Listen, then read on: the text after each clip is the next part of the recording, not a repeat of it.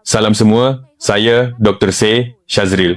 Hari ini, saya ingin berkongsi dengan anda satu kaedah untuk menyokong pembersihan saluran pernafasan yang telah digunakan oleh ramai pesakit saya dan telah mendapat hasil yang sangat baik. Sepanjang tahun kerjaya saya telah mengalami banyak kes batuk yang berpanjangan, sakit tekak, pengumpulan kahak, kesukaran bernafas apabila baring atau semput kerana merokok dalam jangka masa panjang. Ramai orang terpaksa berjalan beberapa langkah untuk kehabisan nafas, sangat sengsara. Dalam kes sedemikian, saya sering mengarahkan mereka untuk menggunakan semburan ini untuk menyokong pembersihan tekak dan paru-paru. Ini bukan semburan biasa di pasaran. Ia dicipta untuk membantu menipiskan lendir, membersihkan kahak, habuk dan asap rokok yang tersekat di saluran pernafasan, terutamanya sesuai untuk perokok atau mereka yang sering terdedah kepada asap dan habuk. Cara penggunaannya sangat mudah. Sembur sekali sebelum tidur. Sembur sekali lagi pada waktu pagi selepas bangun tidur. Hanya 2 kali sehari, seperti itu. Semalaman, produk akan membantu melembutkan dan menolak kotoran yang terkumpul lama. Ramai pesakit, selepas hanya 1 malam, mendapati tekak mereka lebih ringan, bernafas lebih dalam tanpa halangan. Sesetengah orang mengatakan bahawa mereka tidak pernah bernafas dengan selesa dalam 10 tahun. Saya menekankan bahawa, apabila anda mendapati pernafasan lebih mudah, lebih terbuka, maka anda tidak perlu menggunakannya lagi. Ini adalah produk untuk menyokong pembersihan, bukan untuk menyalahgunakan. Ramai pesakit ragu-ragu, tetapi selepas menggunakannya, mereka semua menghubungi saya kembali untuk mengucapkan terima kasih. Itu memberi saya lebih keyakinan bahawa apabila saluran pernafasan dibersihkan dengan betul, keupayaan badan untuk bernafas akan bertambah baik dengan cepat. Jika anda mengalami banyak kahak, tekak melekit, berdehit, batuk berterusan atau sekadar ingin membersihkan paru-paru anda selepas bertahun-tahun merokok, anda boleh mencubanya. Produk ini selamat, mudah digunakan dan sesuai untuk orang tua dan perokok biasa. Anda boleh order sekarang dengan klik butang di bawah. Kami akan menghantar ke rumah anda dan anda boleh menggunakannya dahulu. Bayar hanya apabila anda merasakan kesan sebenar. Saya Dr. Shazril. Terima kasih kerana mendengar. Dan saya doakan anda sihat paru-paru dan mudah bernafas setiap hari.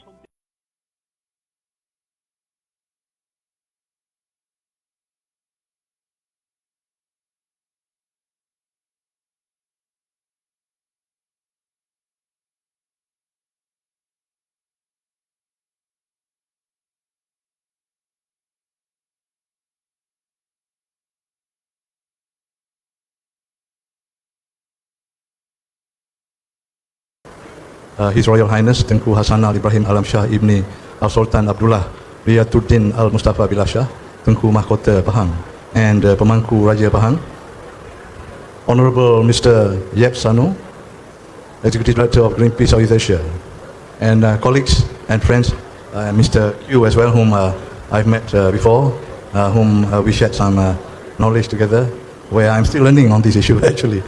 Ampun Tuanku, Excellencies, colleagues, ladies and gentlemen, first of all, I would like to welcome you all to the Forum on Rights of Clean Air. It's an honor to have you as our guests for this forum.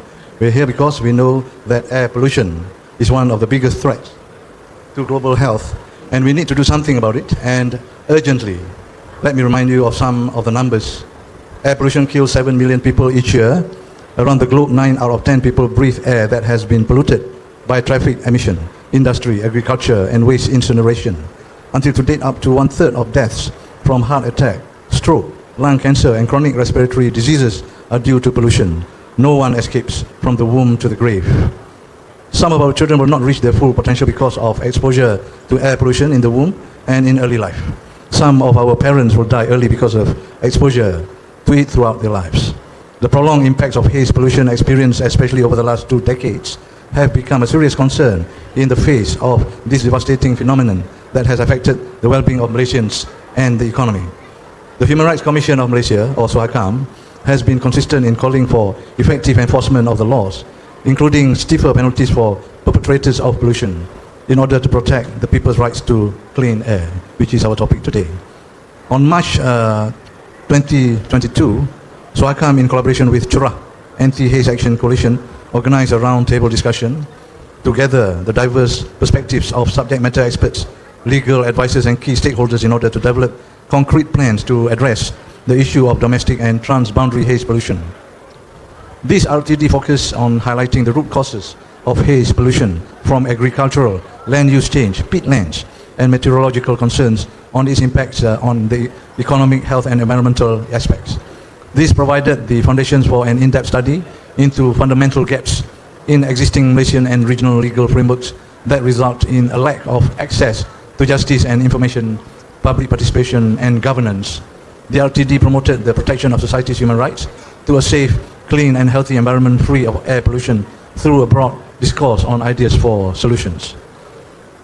There is an urgent priority for all of us. We cannot wait until later. We have many of the solutions already in place, so actions are needed to improve air quality, particularly those targeting short-lived climate pollutants such as black carbon, and some of the most cost-effective measures that can be taken to address the near-term climate change.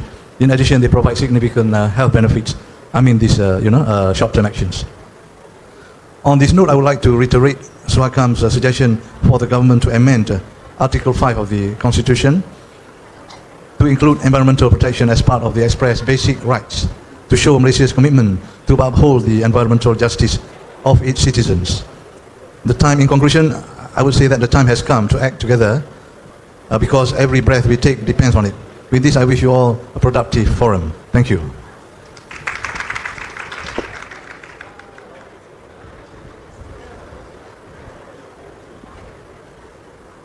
Okay, thank you Tengku Muhammad Fauzi, Tengku Abdul Hamid for the delightful opening speech. Now I would like to give the floor to Mr. Yap Sano, Greenpeace Southeast Asia Executive Director, to give his keynote address.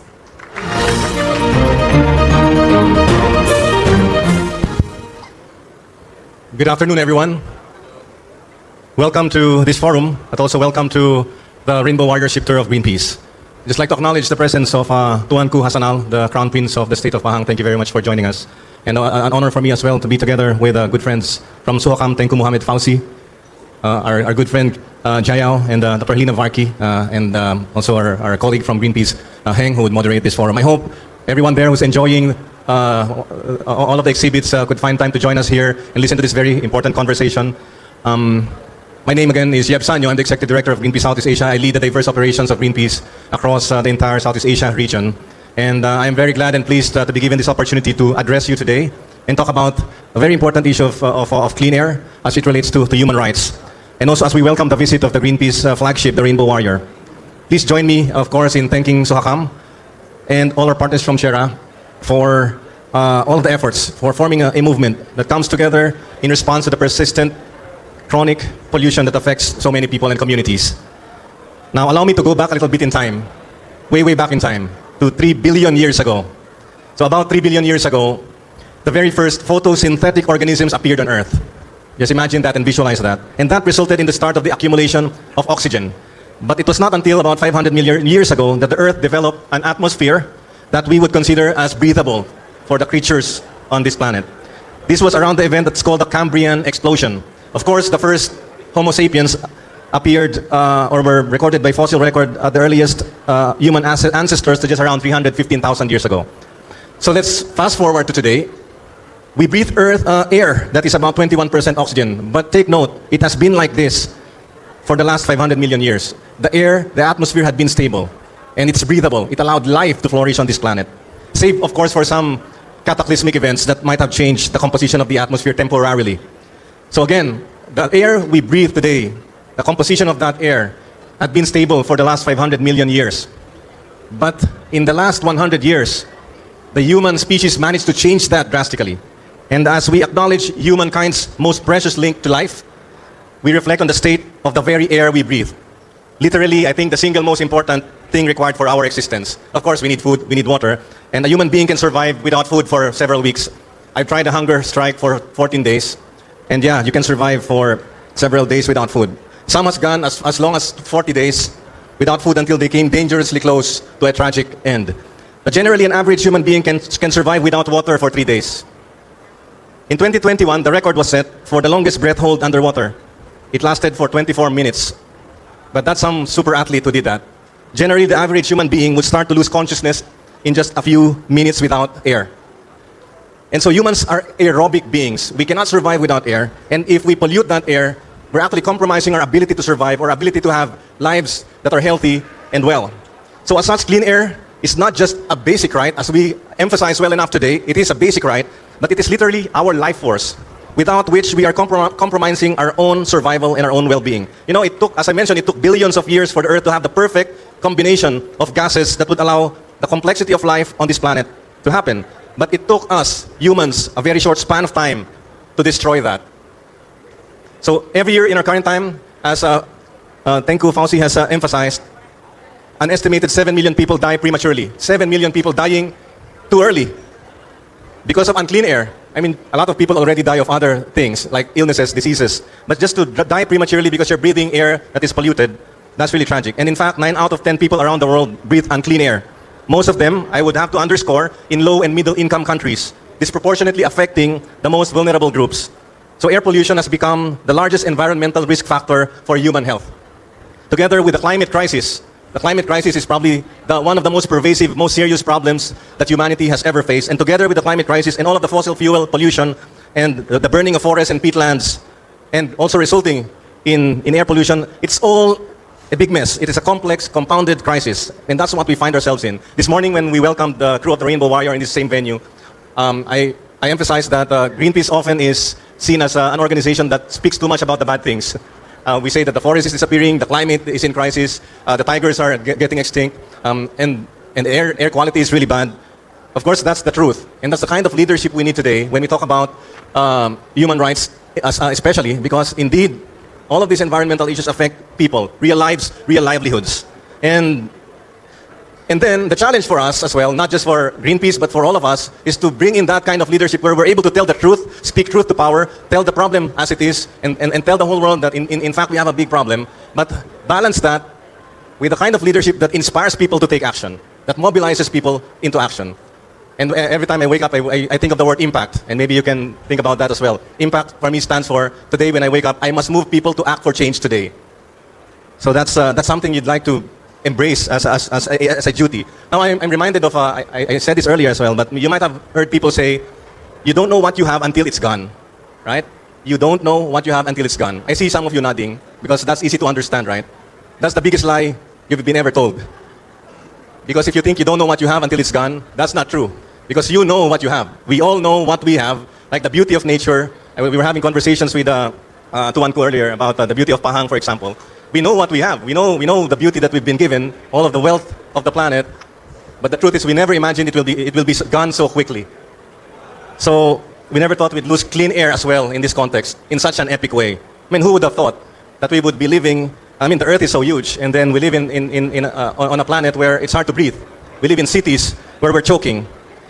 Now, as I said, it's not just our job to talk about the problem; it's also our job to do something about it.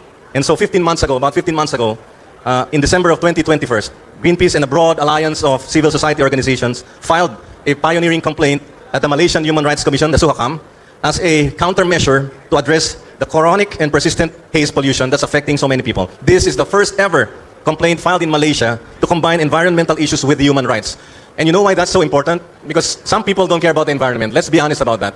Many of you who've come here to see the Greenpeace ship, you probably care about the environment. But a lot of people care about what they will eat for today, how to find a job, how to get their children through school. And that's very fair enough. But when we start talking about the environment as part of your basic human rights, freedom from fear, freedom from harm, then it becomes very important to so many people. No, so a study about 2 years ago by the Center for Research on Energy and Clean Air and Greenpeace Malaysia found that an estimated 32,000 avoidable deaths. 32,000 avoidable deaths. I don't know how many people died of COVID in Malaysia, but 32,000 avoidable deaths occur in Malaysia every year as a result of ambient air pollution. That's really sad, because you don't want people to be dying just by breathing air. And so the estimated annual economic cost as a result of healthcare, because people have to go to the doctor, and medical spending and losses in economic productivity when they fail to do their jobs and go to the office and go to work, following premature death as well, is estimated at 303 billion ringgit, or about $70 billion US dollars. That represents 20% of Malaysia's GDP annually.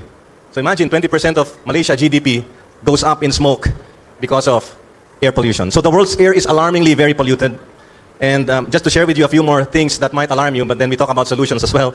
According to the World Air Quality Report in 2022, there are only 13 countries in the world that pass the World Health Organization's recommended PM 2.5 guidelines of 5 micrograms per cubic meter. I'm not going to mention those 13 countries. Most of them are small islands in the middle of the ocean. That's why they have clean air. But Malaysia's PM 2.5 value is way too high above the global acceptable limits, which is 5 micrograms, as I said. Malaysia is at 17.7 micrograms per cubic meter. So to be exact, this is the average value of annual exposure across the 62 monitoring stations across Malaysia. So we work together with allies, with SOACAM and with SHERA to fill in the gaps and the challenges in realizing what should be viewed as people's rights, as constitutional rights of a person to have a clean and safe environment. So we are happy to know that after 1 year, things are moving. And we hope that with the recommendations from SOACAM, the Parliament will be able to strengthen the legislation of Malaysia by strengthening the recognition of environmental rights and strengthening the air quality governance of this country. Strengthening the governance as well of transboundary haze pollution, because not all of the pollution comes from within Malaysia. And that needs to be tackled seriously. And that can only be done through cooperation across borders. And strengthening as well the business accountability, the accountability of industry with respect to how they protect and observe